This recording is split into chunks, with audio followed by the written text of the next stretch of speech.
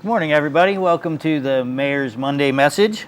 Today on Tuesday due to the Memorial Day holiday, but the Mayor's Monday Message for Tuesday, May 26, 2020.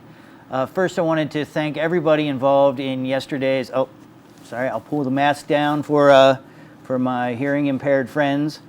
We are still using masks, but I've been asked to pull the mask down for those that use lip reading. Also, we are adding summaries now, so if you come back maybe an hour or two later to the video, you can see the summary of everything that I talked about. Again, for those with hearing impaired. Also, we are doing Spanish translations also now. I wanted to thank everybody involved in Memorial Day services or events. Wonderful events that I was able to attend up at Prospect Hill, at the Korean War Memorial, at the World War II Memorial, at our Soldiers Memorial at Penn Park for Civil War, and also out at the Purple Heart Gardens and Gold Star Gardens, and at the Vietnam War Memorial. So thank you to particularly Terry Gendron from the County Veterans Affairs and President Commissioner Julie Wheeler for arranging all of those events. They were brief, but it was important to keep remembrance on our minds. And thank you to all the veterans that came out, and to all the other elected officials and the Gold Star moms, everyone that participated. Thank you so much. It was a quiet but good remembrance for our fallen veterans and our living veterans too. Wanted to just do, now that we're a couple of days into the yellow phase, I wanted to remind folks, first of all, that this is the yellow phase. Now, I know when you see a yellow light, some people slow down and some people speed up. This is not the time to speed up. We are in a phase where we still have to be very cautious. We're still fighting this, but we're trying to balance the economic needs of our community and our businesses with what the health professionals tell us we should be doing. So I know folks are looking at a lot of other states and saying, oh, those folks are wide open. Well, if you start looking at those states, keep an eye on them, because North Carolina opened up. Now they've had the highest number of cases reported since the beginning of this. So if you are not careful, if we are not careful, we could end up going the wrong direction, and none of us want that. We are opening our businesses, and that's why I'm coming to you here from the York Emporium today with Jim Lewin. And Jim? Hello, guys. Hello. Thank you for having us here today, and thank you for the great idea. And if there is another business out there, well, here we're set up, right, Cliff, to be able to film from here, but it's possible that maybe there's another place that we could come out and do this to help support the businesses and let folks know that most of our businesses are open now. Unfortunately, the dine-in restaurants, the bars, the social clubs, the barber shops, nail salons, these places where you have lots of close contact are still closed. So, and we're working on it. I'm lobbying the governor to make sure that we have a safe open, but at the same time, we have to keep our cases down. So I just brought a little bit of an update. You know, in the last 3 weeks, we've been doing fairly well in the city of York. We've had about 90 new cases in the last 3 weeks, so that's basically we have about 3 to 5 new cases. So this isn't over. Don't think this is over. We've gotten to a plateau.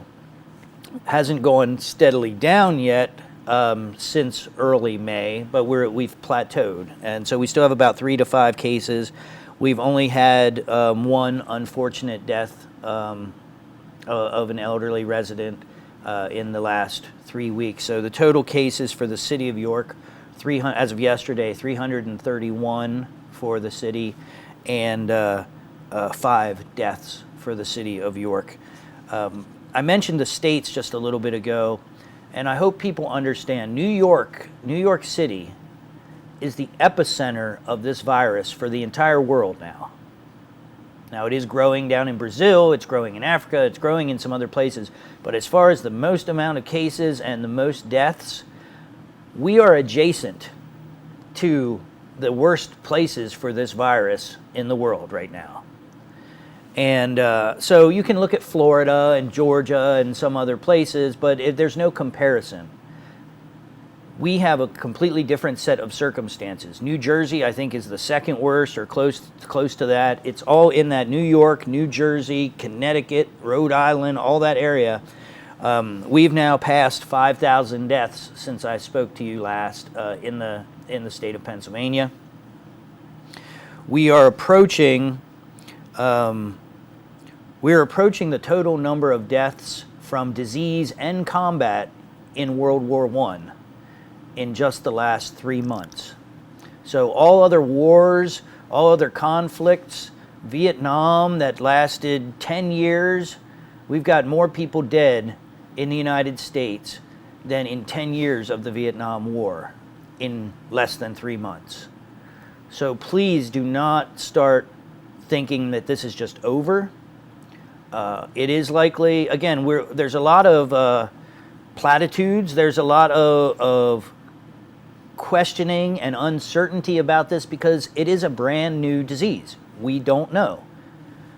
And so most of us that look back to the Spanish influenza epidemic of 1918, if we did our research, which I did, more deaths came in 1919 and 1920 than in the first blast. So we're hoping that the summer helps us and pushes the virus down like it does for the flu. But we also have to be prepared, and we have to contain this as much now, limit this as much now. It dies out in 14 days if you don't pass it on to somebody else. So the idea of social distancing, staying 6 feet apart, wearing your masks, it is still important, very important right now to help protect us from the fall, what's going to happen in the fall, what's going to happen next year. The more we can limit it now, it's been the entire idea from the beginning, the more we can limit it now, the more we help ourselves down the road and limit it down the road.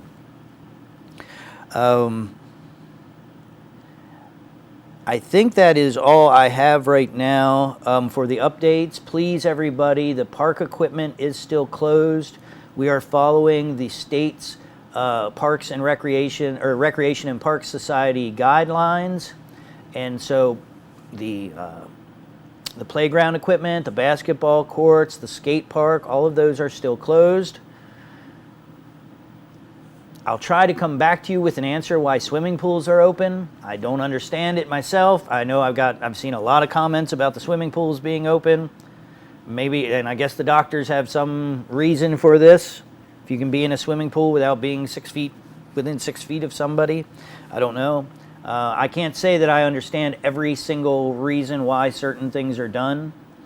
I do know that I'm in a tough position. I'm an elected official that represents the Commonwealth of Pennsylvania, and I'm being given orders of what to enforce and what not to enforce. So I'm doing my best to do what needs to be done, interpret where I can, and keep us all as safe as possible. So again, I'm going to try and find out answers for you. I saw a few comments, and I apologize. I saw a lot of messages to me on Facebook. I've been on Facebook probably 1,000 hours since this started, just trying to keep up with everybody's questions, trying to give advice for people, help make decisions on the spot, help connect them with the resources that they need. I needed a break this weekend, and I took one. I got to go kayaking, and I spent a long time in the garden on Sunday just kind of meditating and grounding myself. So I apologize if I didn't get back to your messages in a timely fashion. I've been trying really hard over the last 3 months to do that, or 2.5 months it's been. I guess that's one other point I want to make. The actual stay-at-home order was March 28th, I believe. The bars and stuff closed on March 18th, but the stay-at-home order was March 28th. So that's not even 2 months. And I know it's hard for us, but I always try to put things in perspective. The Great Depression lasted a decade. the Civil War lasted 4 years, almost 5 years. Things that the Revolutionary War lasted, depending on who you ask, 6 years to 8 years. World War II, 4 years. We've been at this for 2 months. And I don't feel like we're asking a lot to help protect those around us. So please just keep wearing your masks. We got most of the stores open now. Keep wearing your masks and keep social distancing. Keep staying at home when you can. Keep working from home if you can.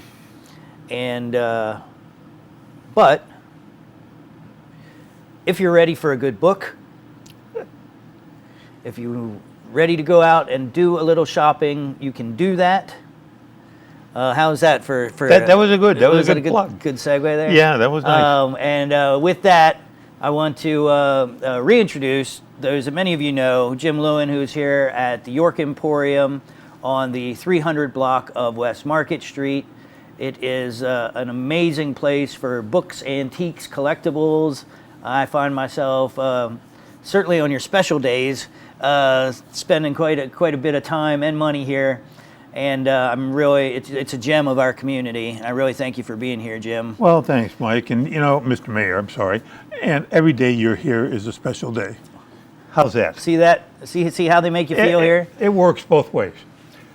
We opened up last Friday, as did a lot of retailers downtown. And we actually had a very good weekend. And what was good about it, I think, is that we were all rational. Nobody went crazy. Everybody had a mask on that came in, and we had a thermometer here. We were zapping people on the forehead before they came in to make sure everything was safe. Everybody stayed apart, social distancing.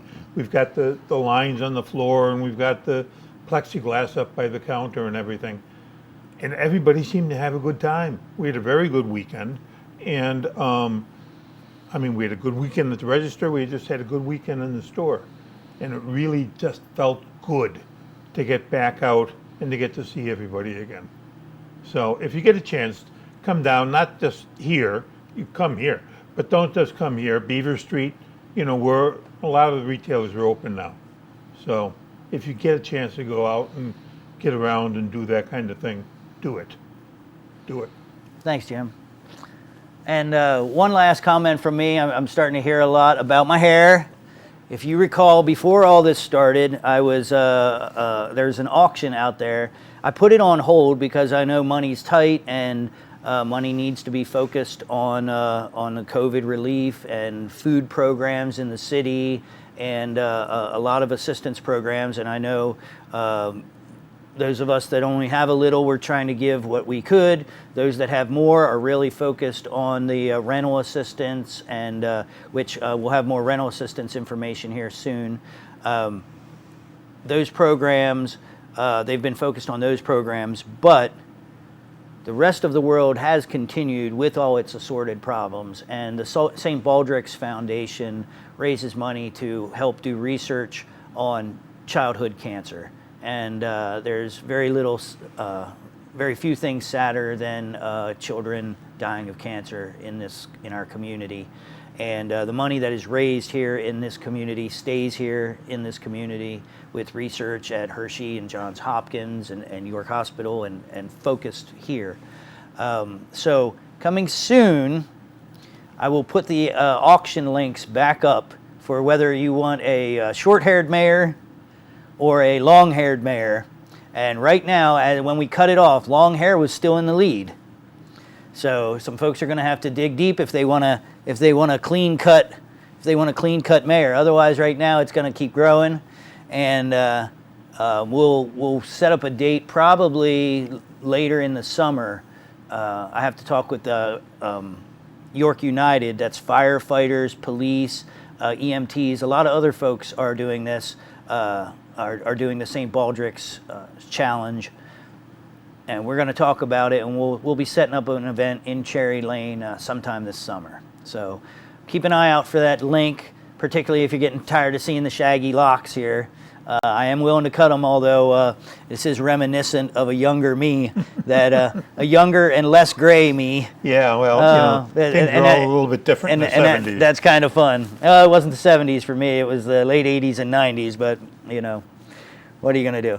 Well. Thank you, everybody. We'll be safe out there. Please wear your mask, continue to social distance, and come out and support our business owners here in York City. So we'll see you around. Have a good week.